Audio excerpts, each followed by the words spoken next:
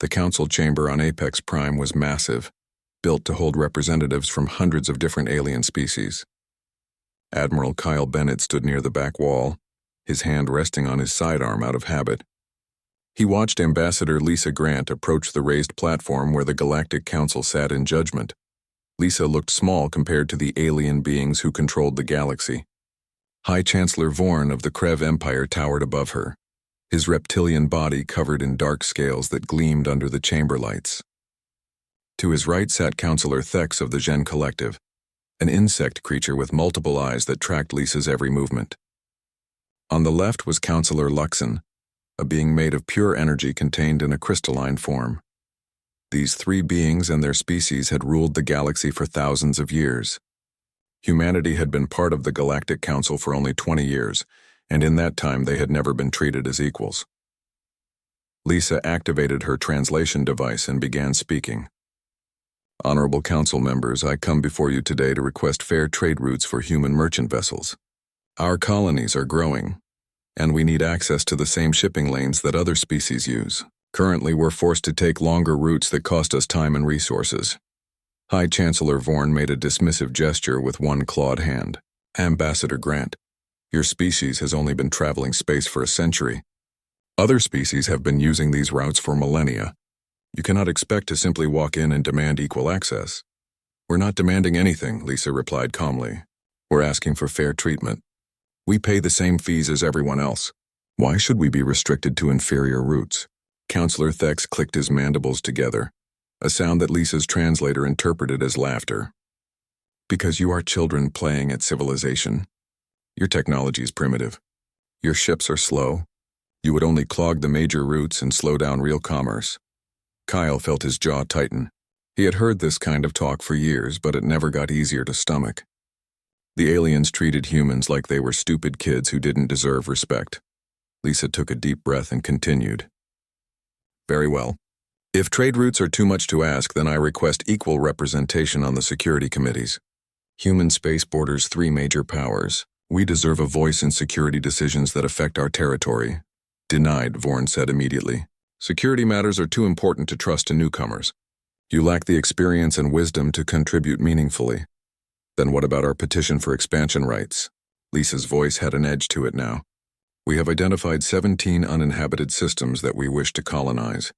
We've followed all proper procedures and filed all required documents. It's been 2 years and we still haven't received approval.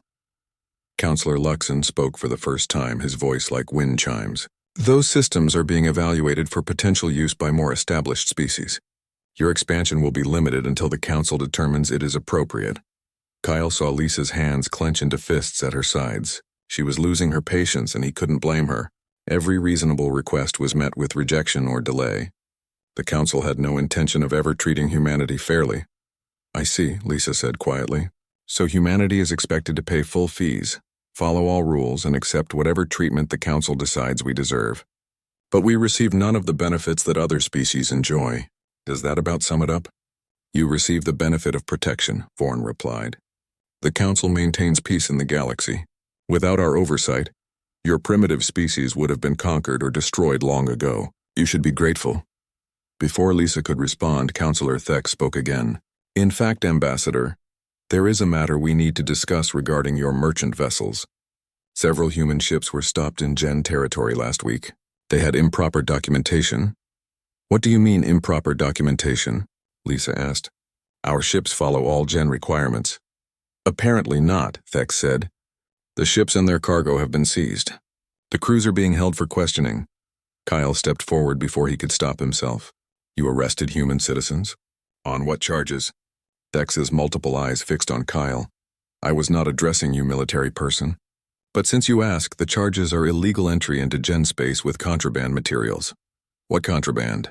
Lisa demanded. Those ships were carrying medical supplies to our colony on New Terra. There's a plague outbreak. People are dying. Medical supplies that were not approved by Gen authorities, Thex replied. We have strict regulations about what materials can pass through our space. Your ships violated those regulations. Those regulations were just implemented last month. Lisa's voice rose. You changed the rules specifically to target our ships. And now you're holding humanitarian aid hostage while people die. The chamber fell silent. Other alien species watched the confrontation with interest. Some looked sympathetic. Others seemed amused. None spoke up to defend humanity. High Chancellor Vorn raised his hand for silence. Ambassador Grant, control yourself. The Gen Collective has every right to enforce its borders. If your ships failed to comply with regulations, that is humanity's failure, not ours. We're talking about medicine for dying colonists, Lisa said, her voice shaking with rage. Children are sick. We need that cargo. Then perhaps humanity should learn to follow the rules, Counselor Thex said. The ships and cargo are forfeit. The crews will be released after processing, which may take several months. You are dismissed, Ambassador. Lisa stood frozen for a moment. Kyle could see the shock and fury warring on her face. She had known the council was unfair, but this was beyond anything they had done before. They were literally letting human colonists die just to prove a point about power. The other council members began making sounds that the translators picked up as approval and laughter. They were enjoying this. They thought it was funny that the primitive humans were upset about losing some ships and cargo. High Chancellor Vorn stood from his seat, his massive form dominating the chamber. Let me make something very clear, Ambassador Grant. Humanity exists in this galaxy at the Council's pleasure. You will accept the position we assign to you. You will follow our rules. You will be grateful for what little we allow you to have. And if you continue to complain and make demands above your station, we will regulate your expansion even more strictly. Perhaps we should require Council oversight of all human colonies. Yes, I think that would be appropriate. Several Council members voiced agreement. The idea seemed to be gaining support. This session is concluded, Vorn announced. Your petitions are denied. Your ships are forfeit. Your expansion is now under Council review. Learn your place, humans, or learn what happens to species that do not. The Council members began filing out of the chamber. Lisa stood motionless, her face pale. Kyle moved to her side and gently touched her elbow. Ambassador, we should go, he said quietly. Lisa nodded mechanically and let Kyle guide her out of the chamber. They walked in silence through the corridors of Apex Prime Station. Other aliens moved past them, some staring, others ignoring them completely. When they reached the human embassy section, Kyle led Lisa into a private conference room. The moment the door closed behind them, Lisa collapsed into a chair.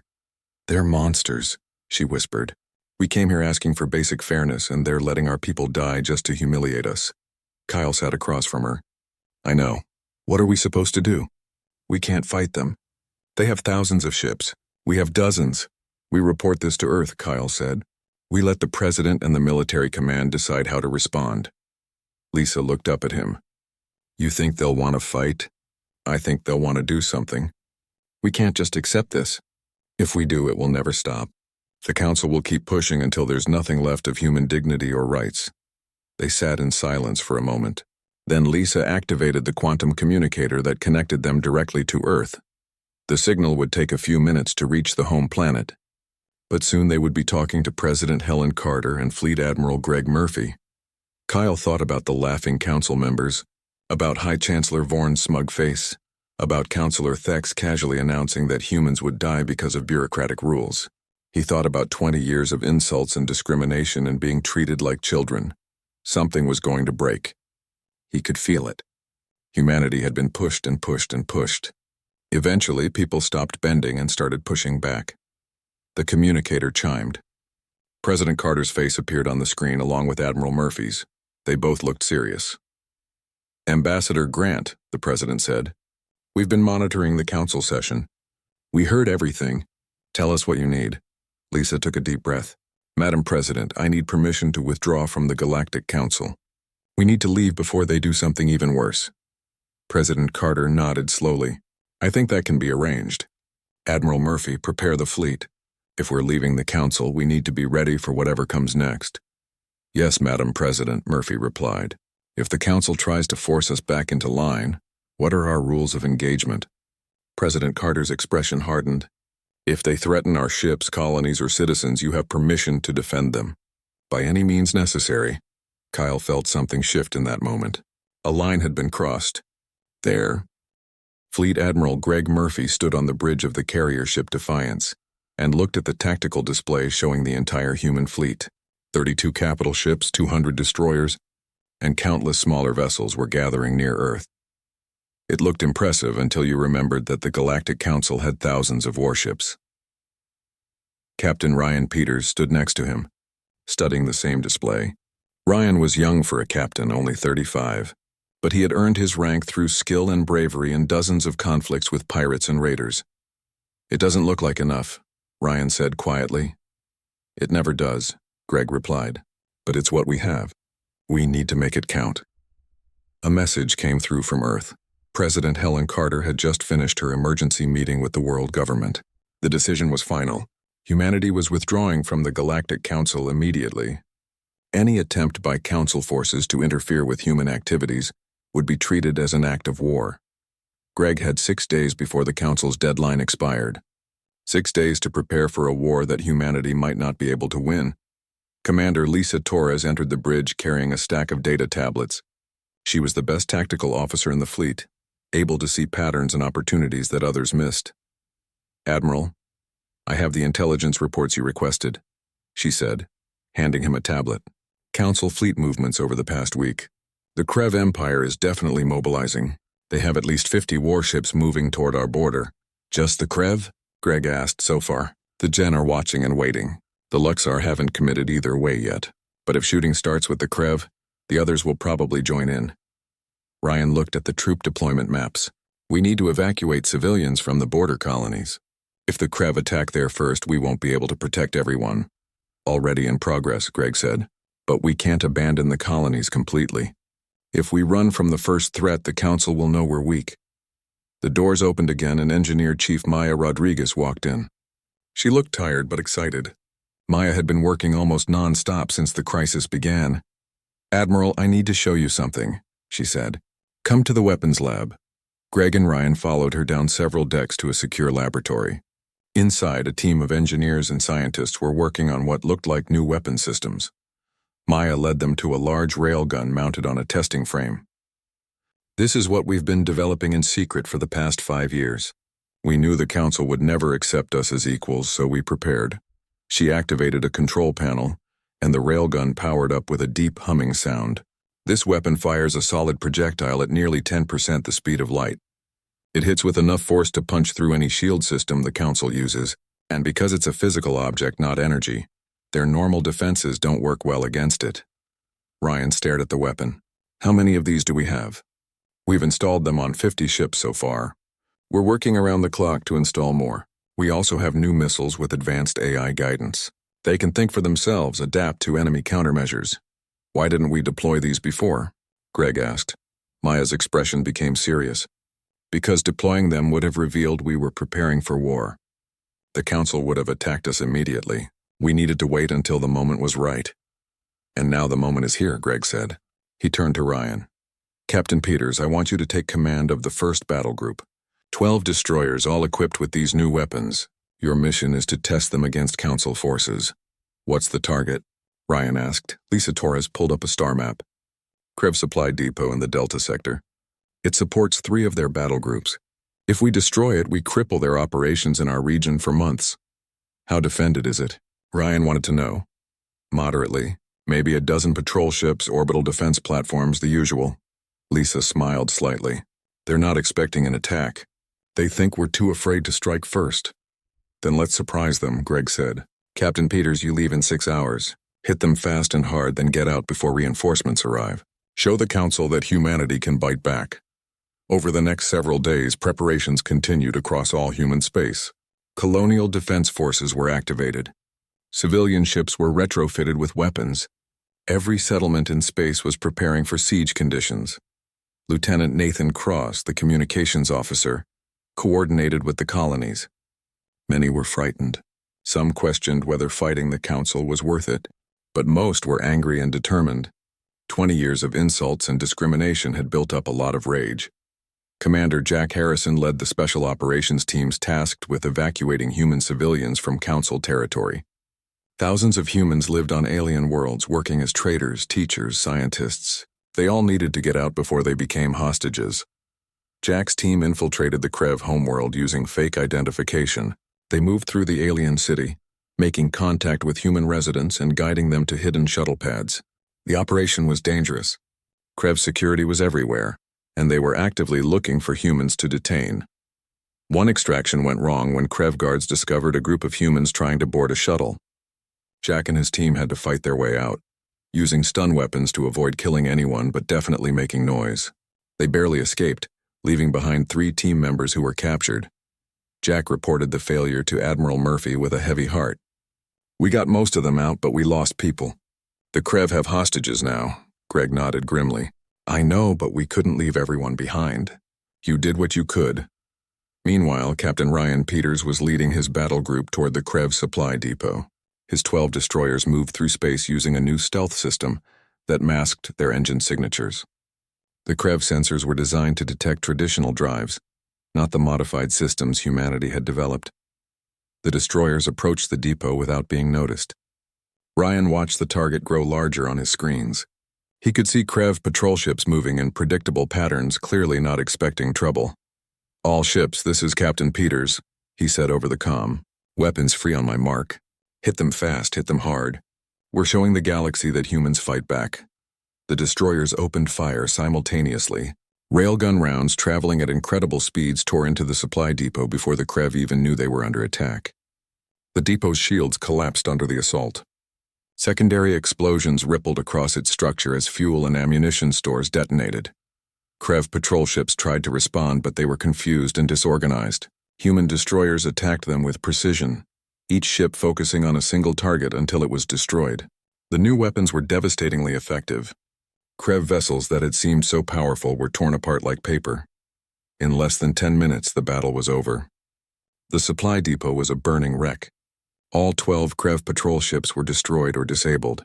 Ryan's battle group had taken no casualties. "All ships jump to hyperspace," Ryan ordered. "Let's get out before their reinforcements show up." The destroyers vanished from the system, leaving behind destruction and confusion. News of the attack spread quickly through council channels. The Krev were outraged and shocked. How had primitive humans struck so deep into their territory? Back on the Defiance, Admiral Murphy received Ryan's report with satisfaction. The first strike had been a complete success, but he knew this was just the beginning. President Carter made another broadcast to Earth and all human colonies. The Galactic Council believed we would submit to their bullying. They believed we were too weak and frightened to stand up for ourselves. Today, our forces proved them wrong. We struck at the heart of Krave military operations and showed them that humanity is not helpless. This war will be difficult. We will suffer losses, but we will not surrender, and we will not beg for mercy from those who have shown us none. We are humanity. We survive, we fight. We win. The speech was defiant and proud. Across human space, people rallied around it. The fear was still there, but it was mixed with hope now. Maybe they could actually win this fight. Admiral Murphy called another strategy meeting with his senior officers. Lisa Torres laid out intelligence reports showing council reactions to the raid. "The Krev are furious," she said. "High Chancellor Vorn is calling for immediate retaliation. He's assembling a battle group to attack one of our colonies." "Which one?" Greg asked. "Probably New Hope. It's isolated and lightly defended. They want to make an example of it." Greg studied the star charts. New Hope was a farming colony with fewer than 10,000 people. It had minimal military presence.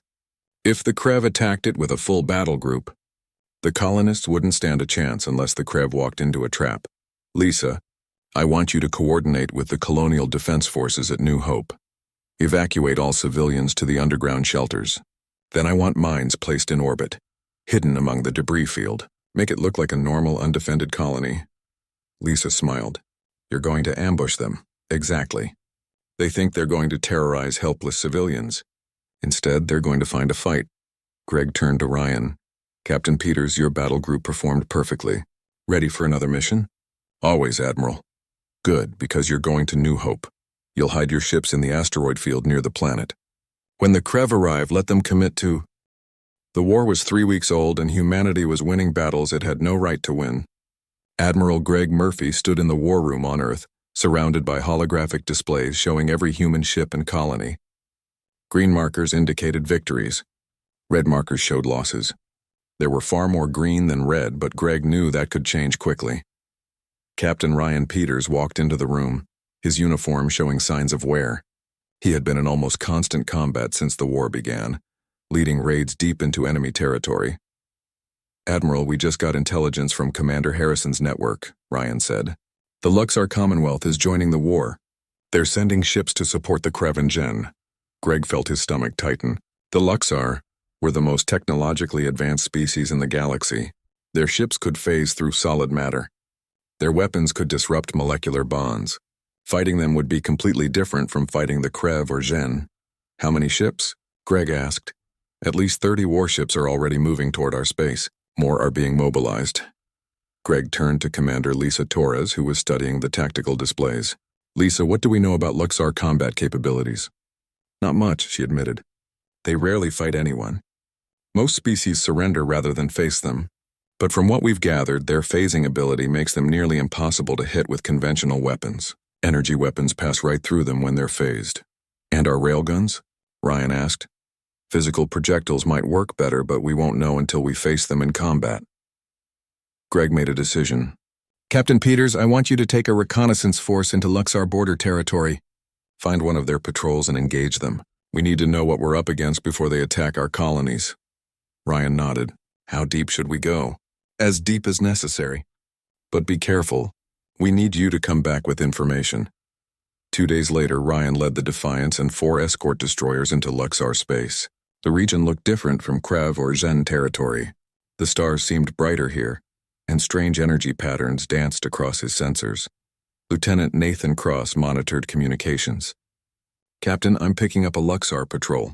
3 ships bearing 270. All ships battle stations, Ryan ordered. Let's see what these Luxar can really do. The Luxar vessels appeared on the view screen. They looked like crystals given ship form, glowing with internal light. They were beautiful and terrifying at the same time. One of the Luxar ships hailed them. The voice that came through sounded like music. Human vessel, you have entered Luxar space without permission.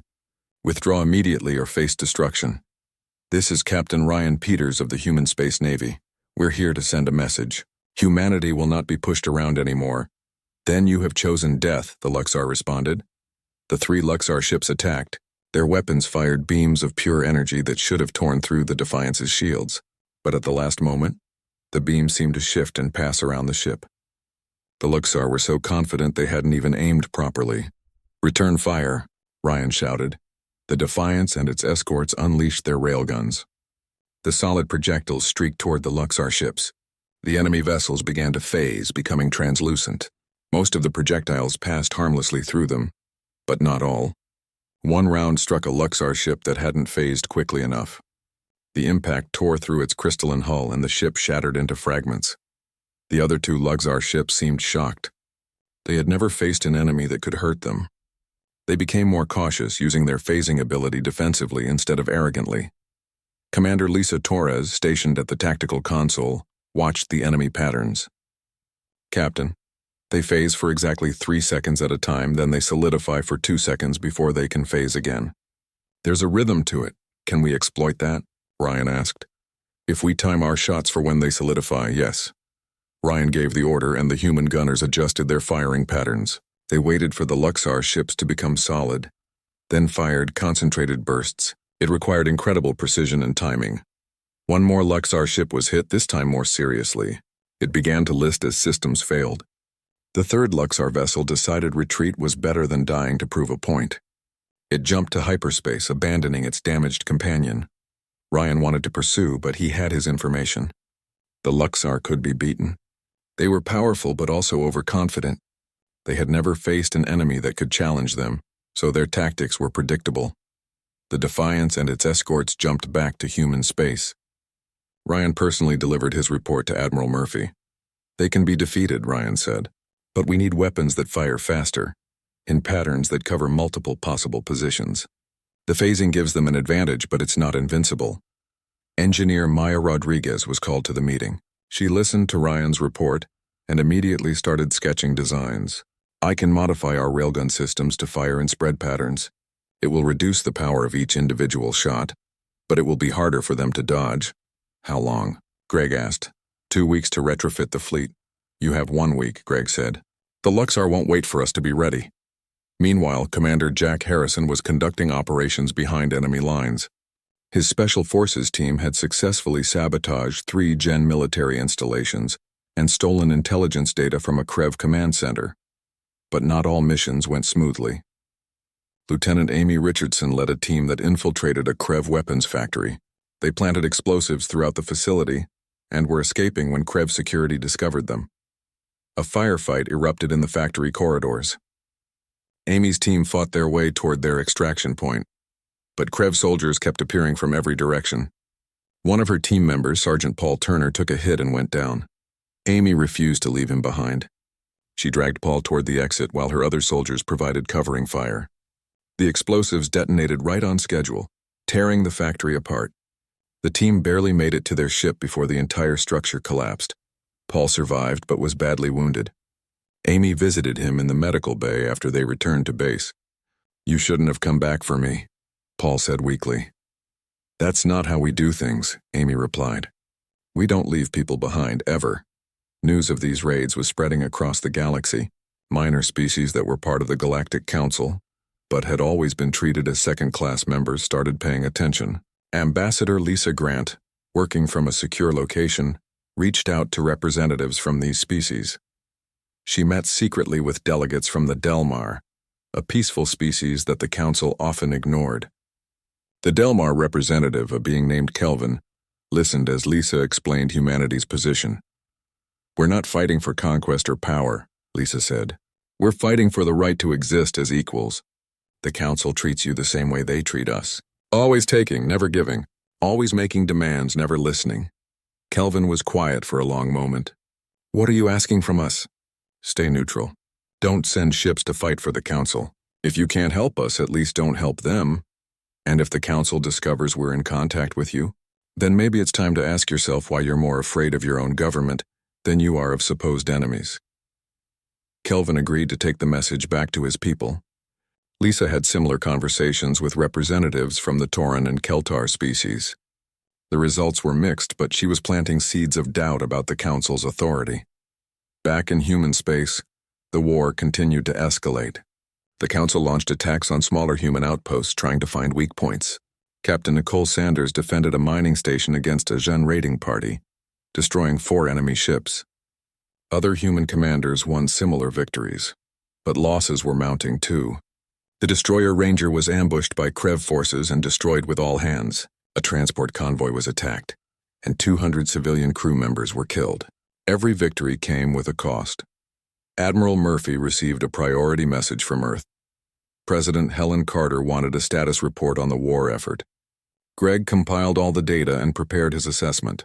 When the call connected, the president looked tired but determined. "Admiral, be honest with me. Can we win this war?" Greg considered his answer carefully. "If the war stays like it is now, yes. We're faster, more adaptable, and more motivated than Council forces. But if they commit their full strength, if all the Council species join together against us, the numbers eventually win. What do we need to change the equation? Allies. If we can convince some of the minor Council species to stay neutral or even support us, it changes everything. Ambassador Grant is working on that, and if she fails, then we fight until we can't fight anymore. But we don't surrender. We've come too far for that." President Carter nodded. "Agreed. I'm authorizing increased military production. Every shipyard is now working on warships. We're going to build 50 new destroyers and 10 capital ships over the next 6 months. That will help," Greg said. "But we need those ships to survive the next 6 months." The conversation ended and Greg returned to the war room. New reports were coming in constantly. A Krev supply convoy destroyed, a Gen communications hub sabotaged, a Luxar patrol driven off from a human colony. Humanity was holding its own, but Greg knew the real test was coming. The Council was gathering its forces for a major offensive. Intelligence. The Council fleet emerged from hyperspace at the edge of the Titan system. 200 warships arranged in perfect formation, a demonstration of power meant to terrify anyone who saw it. High Chancellor Vorn stood on the bridge of his command dreadnought, watching the tactical displays with satisfaction. Admiral Greg Murphy watched the same fleet arrive from his hidden position in the asteroid field. His own forces were scattered around the system, invisible to Council sensors. 50 human warships waited in silence, their engines powered down to minimal levels. Captain Ryan Peters commanded the Defiance from a hiding spot among the gas giant's rings. His crew sat at their stations in tense quiet. They could see the massive council fleet on their passive sensors, but they couldn't be detected in return. Commander Lisa Torres studied the enemy formation from her position on Murphy's command ship. They're using a standard council attack pattern. Capital ships in the center, escorts on the flanks. Very traditional, which means very predictable, Greg replied. They've been fighting the same way for thousands of years. They've forgotten how to adapt. Lieutenant Nathan Cross spoke up from communications. Admiral, Titan Station is reporting that the Council fleet is hailing them. High Chancellor Vorn wants to speak to whoever's in command. Put him through, Greg said. Vorn's reptilian face appeared on the view screen. His scales gleamed under the harsh lighting of his bridge. Human Commander, this is your final chance to surrender. Power down your station's weapons and prepare to be boarded. The Council will show mercy if you submit immediately. The Human Commander at Titan Station, Captain Nicole Sanders, responded calmly. This is Captain Sanders. We decline your generous offer. If you want this station, come and take it. Vorn's expression showed surprise, then anger. You are in command? A single ship, Captain? Where is your admiral? Where is your fleet? I'm all you need to worry about, Nicole replied, then cut the transmission. Vorn was furious at the disrespect. He turned to his tactical officer.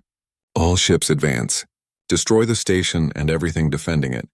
Show these primitives what happens to those who defy the Council. The massive fleet began moving forward.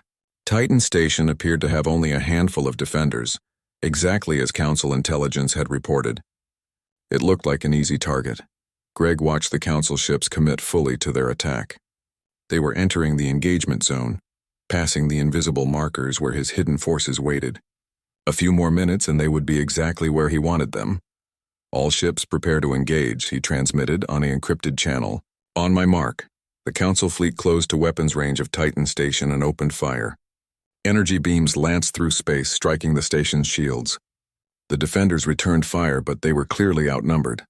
It looked like the station would fall within minutes. Then Admiral Murphy gave the order. All ships attack now. 50 human warships powered up their engines and emerged from hiding. Ships that had been invisible among the asteroids in the planet's rings, behind moons and debris fields, all revealed themselves simultaneously. The Council fleet suddenly found itself surrounded. High Chancellor Vorn stared at the tactical display in shock. Where did they come from? How did they hide so many ships? The answer came in the form of railgun fire. Human destroyers attacked the Council formation from every direction at once. The solid projectiles tore through shields and armor that had been designed to stop energy weapons, but were less effective against physical impacts. Captain Ryan Peters led the Defiance in an attack run against the Council's left flank. His guns targeted the command and control ships, the vessels that coordinated the entire fleet. Without them, the Council's numerical advantage would mean less. Commander Maya Rodriguez had spent the week upgrading the weapons systems, and it showed. The railguns fired faster and more accurately than ever before. Each shot was precisely calculated to hit critical systems. Captain Nicole Sanders, commanding Titan Station's defenses, coordinated with the attacking fleet. Her station's heavy weapons targeted enemy capital ships, weakening their shields so the destroyers could finish them off. It was a deadly combination. The Battle of Titan Station became chaos. The Council's perfect formation disintegrated as ships tried to respond to threats from multiple directions. Captains who had been trained to follow orders and maintain formation suddenly had to think for themselves. Many of them couldn't adapt. Human tactics were too fast, too aggressive, too different from anything they had trained for. Council ships collided with each other trying to maneuver. Weapons fire from one Council vessel accidentally hit another, but the Council still had numbers. For every enemy ship destroyed, others moved in to take its place. Human vessels began to take heavy damage. The destroyer Falcon was hit by concentrated fire from 3 Krev battleships and exploded. Lieutenant Amy Richardson, commanding a destroyer squadron, saw her wingman destroyed by a Luxar attack. She felt rage surge through her, but she channeled it into cold precision. Her squadron focused fire on the Luxar ship, timing their shots for when it solidified. The enemy vessel shattered under the coordinated assault. High Chancellor Vorn finally regained control of his shock. He began issuing orders, trying to rally his fleet, but Admiral Murphy had anticipated this. He ordered a strike group to target Vorn's dreadnought specifically.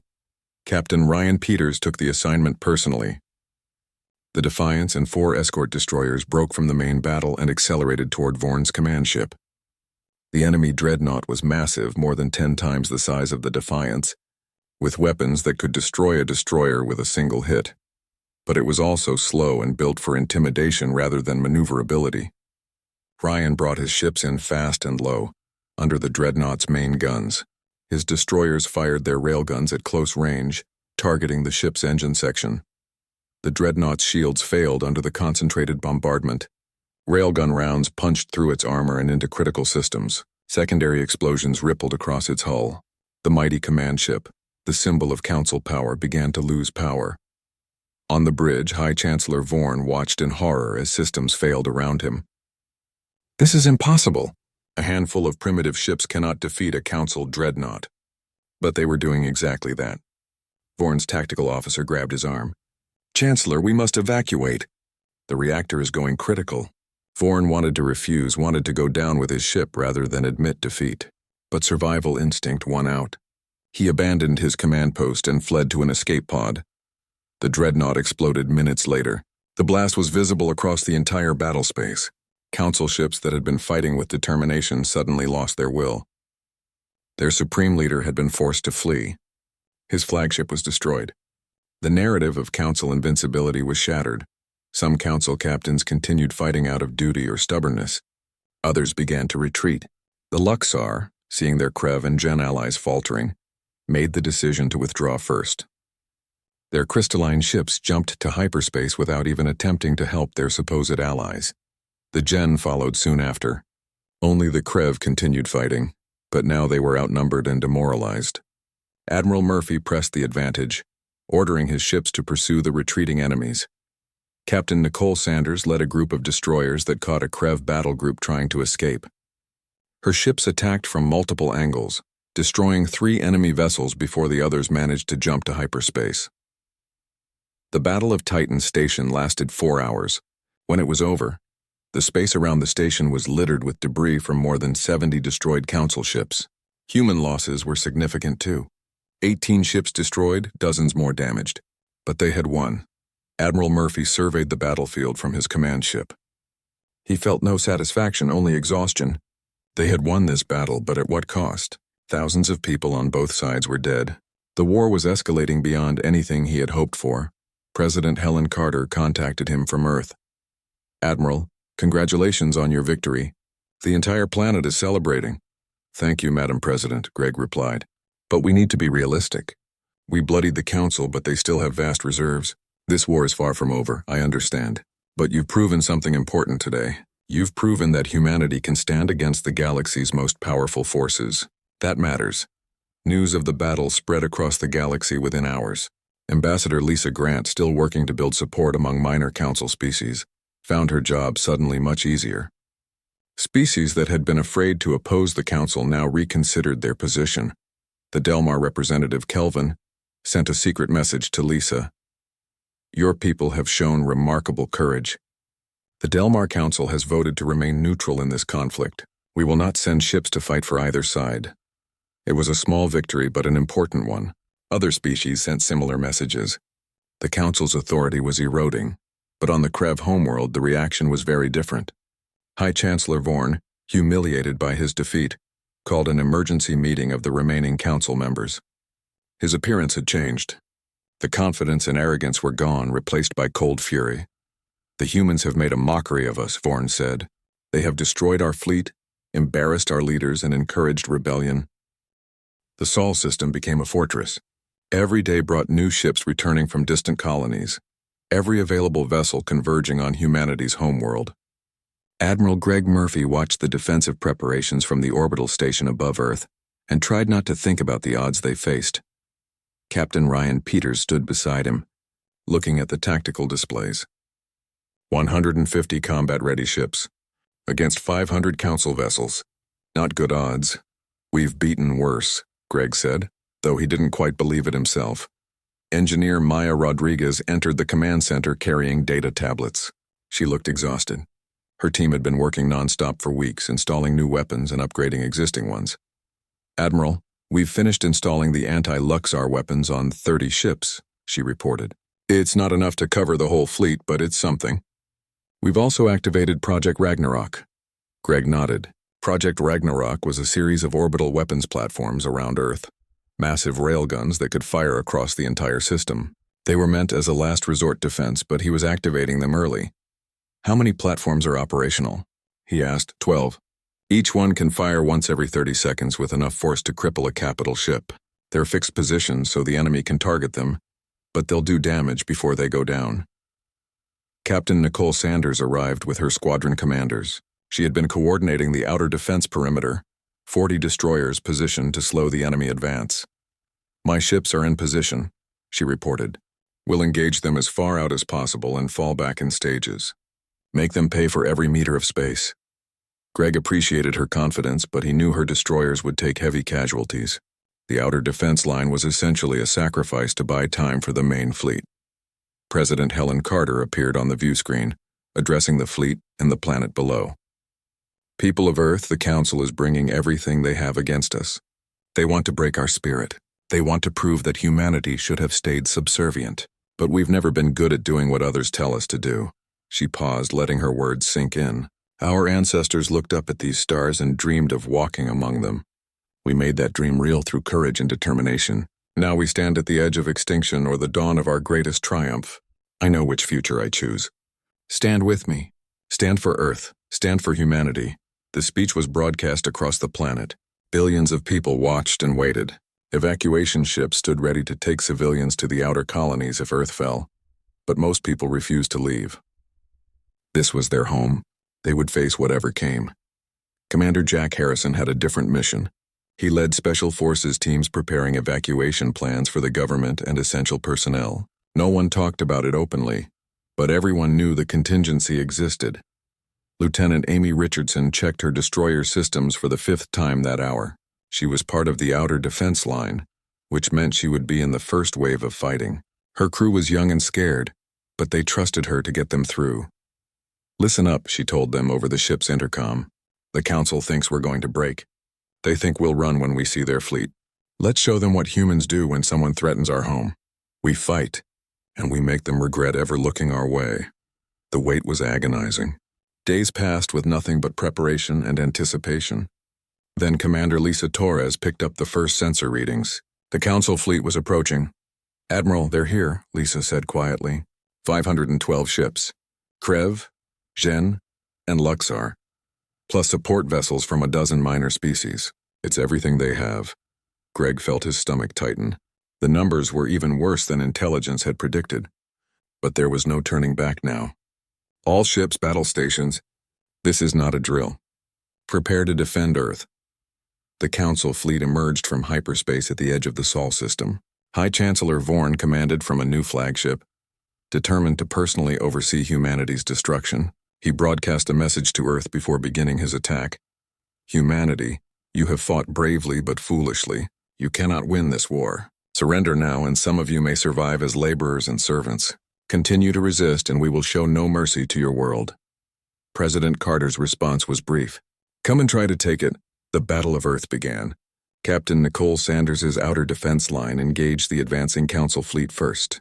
Her destroyers darted among the enemy ranks like small fish attacking sharks, firing their railguns and then retreating before they could be overwhelmed. Amy Richardson's destroyer scored 3 kills in the first 10 minutes of combat. Her gun's crew worked with desperate efficiency. Each shot carefully aimed at critical systems. But for every enemy ship destroyed, 10 more pressed forward. The outer defense line fought a running battle back toward Earth, making the Council pay for every kilometer of space. But the cost was high. Human destroyers began exploding under concentrated fire. Amy watched 3 of her fellow ships die in brilliant flashes. Her own ship took a hit that knocked out her port engines. The destroyer spun out of control until her engineer chief managed to stabilize it. Amy ordered her crew to keep firing, even as they limped toward the inner defensive positions. The Council fleet reached the asteroid belt, where Admiral Murphy had prepared his second wave of defenses. Thousands of mines hidden among the asteroids detonated, tearing into the enemy formation. Railgun batteries installed on larger asteroids opened fire. The advance faltered. Council ships exploded or were crippled by the unexpected ambush. High Chancellor Vorn was furious. These humans kept finding new ways to hurt his forces. He ordered his fleet to bypass the asteroid belt entirely, to accept the losses and push through to Earth. Captain Ryan Peters watched the enemy fleet emerge from the asteroid field. 300 ships remained, still more than enough to overwhelm the defense. He opened a channel to all human vessels. This is it. Everything we've fought for comes down to this moment. Behind us is Earth, our families, our history, our future. Let's show the Council what humans do when someone threatens our home. The fleets crashed together in Earth's outer orbital space. The battle became chaos on a scale never before seen. Hundreds of ships firing thousands of weapons, space itself seeming to burn with the intensity of combat. Ryan maneuvered the Defiance into the heart of the fighting. His crew had fought together for months now, and they moved like a single organism. The ship's new weapon systems proved their worth. Anti-Luxar spreads destroying enemy vessels that thought themselves invincible. But the Council kept coming. Their numbers were overwhelming. Human ships fought with desperate courage, but they were being slowly pushed back.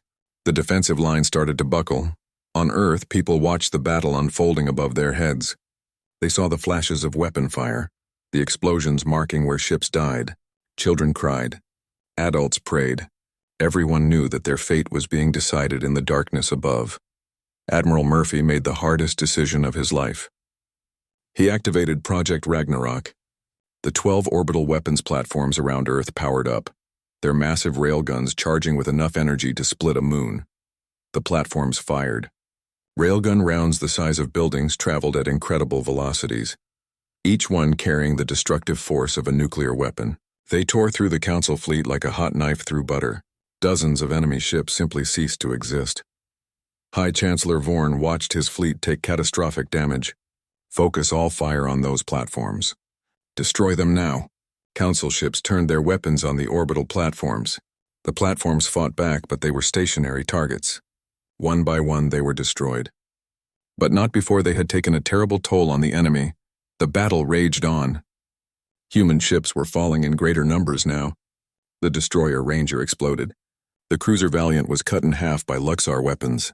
Every loss was felt across the entire fleet.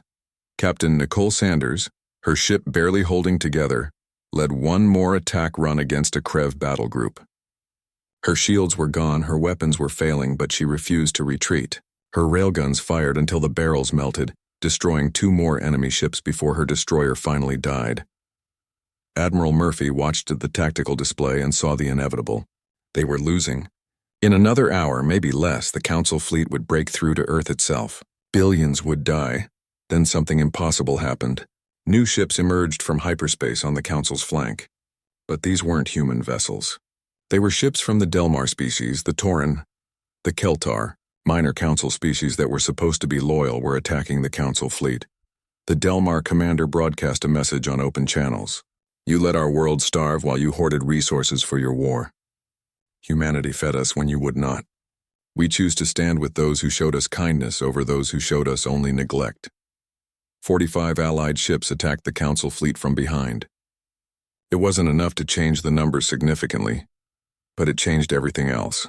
The Council forces, already battered, now faced enemies they never expected. High Chancellor Vorn was apoplectic. This is treason. I will burn your worlds for this.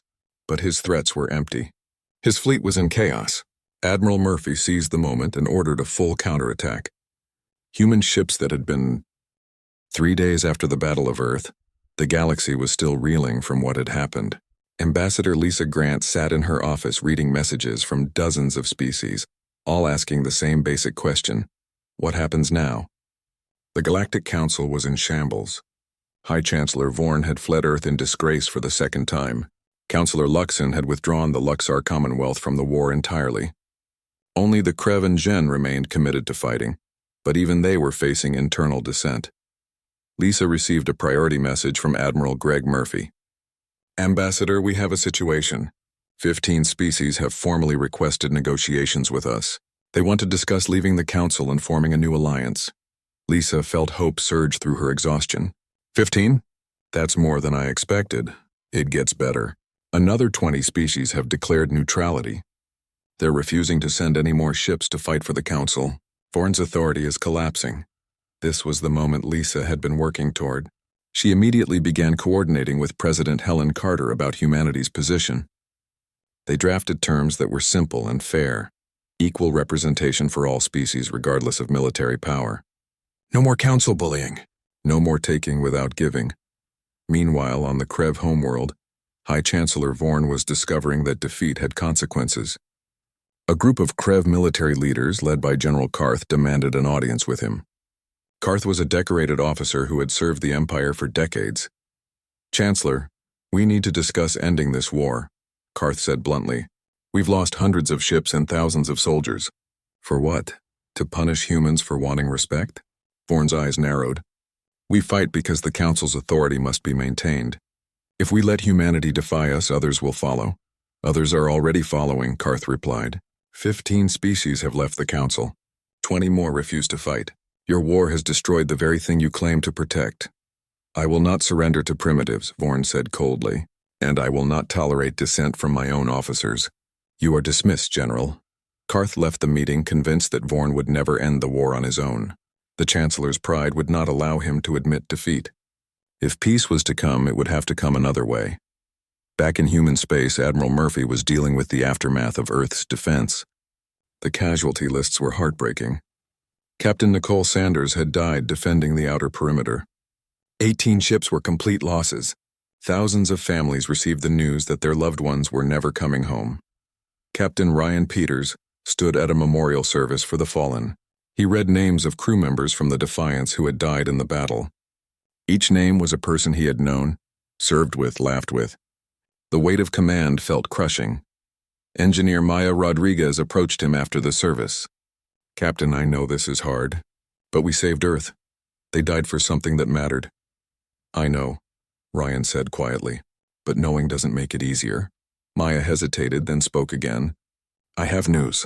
The science teams have been analyzing wreckage from destroyed Council ships. We've recovered intact technology from the Luxar vessels. Energy phasing systems, advanced sensors, weapon designs we never imagined. Combined with our own innovations, we can build ships that are better than anything in the galaxy." Ryan looked at her. "How long would it take?" 6 months for the first prototypes. A year for full production. But Admiral Murphy would need to approve the project.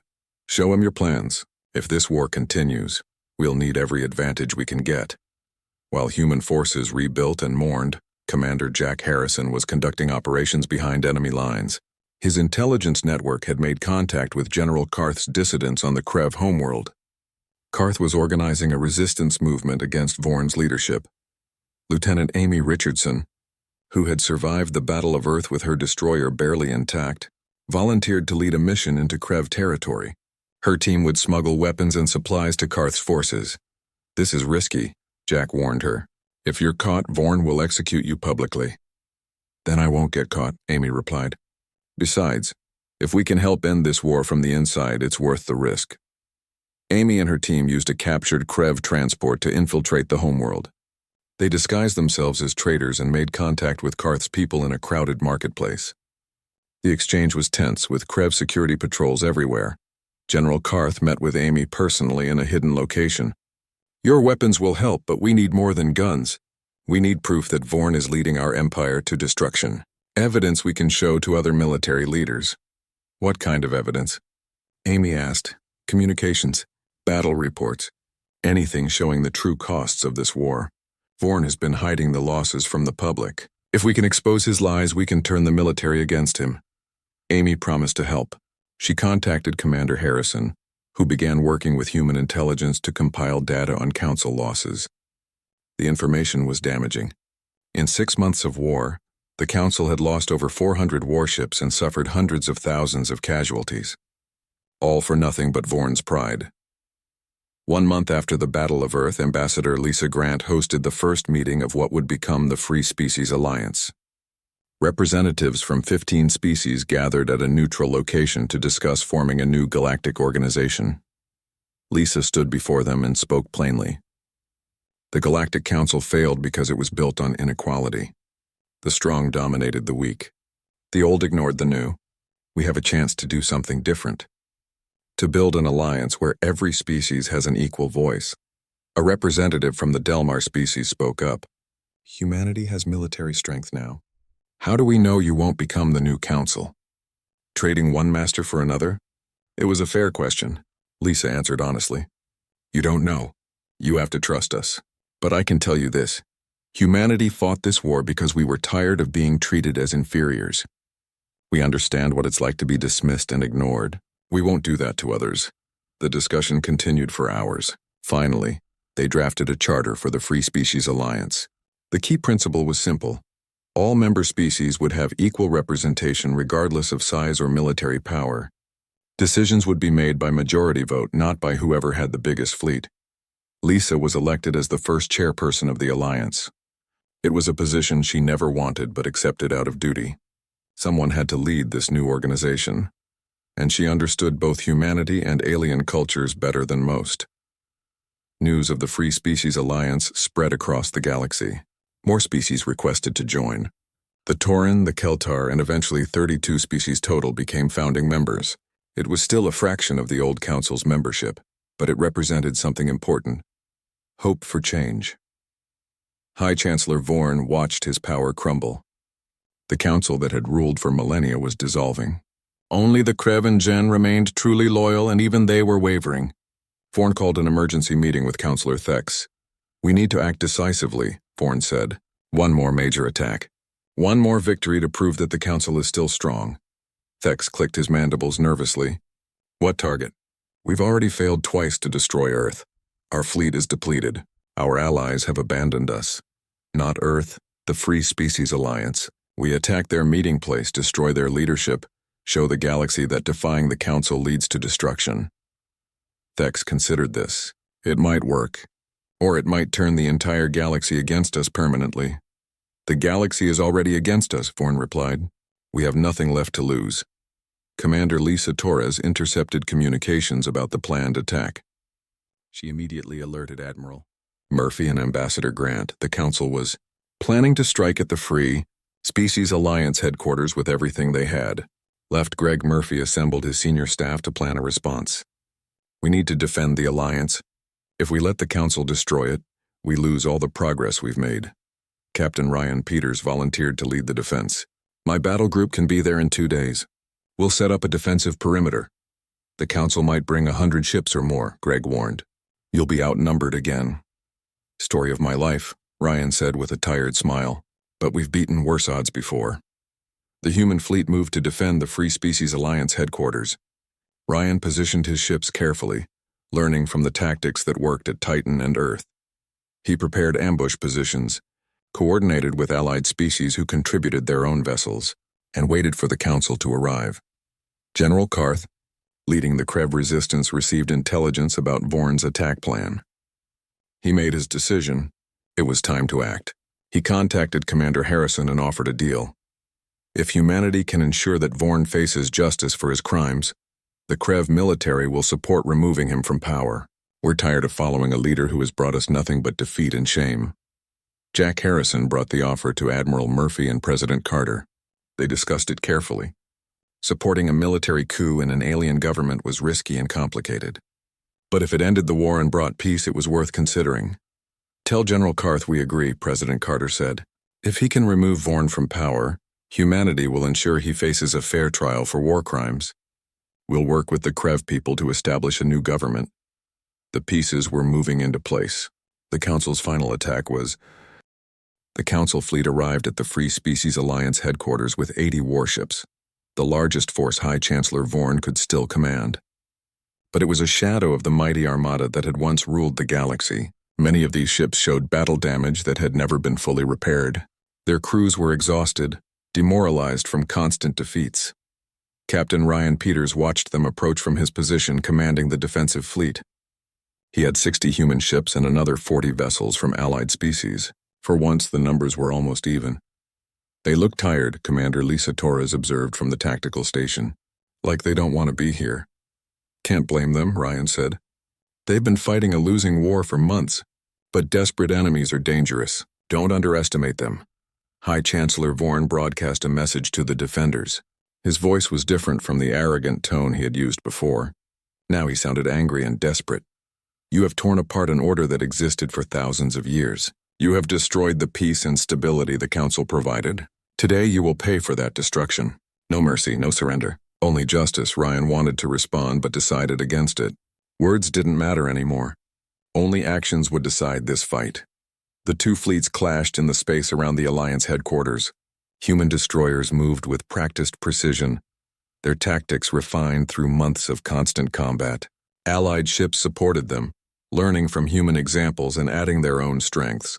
Lieutenant Amy Richardson commanded a squadron of 6 destroyers on the left flank. Her ships moved as one unit, concentrating fire on individual enemy vessels and destroying them before moving to the next target. It was a tactic she had perfected through dozens of battles, but the Council forces fought with the desperation of those who had nothing left to lose. A Krev battle group broke through the defensive line and made straight for the Alliance headquarters station. Their obvious intent was to destroy the building and everyone inside, including Ambassador Lisa Grant Ryan,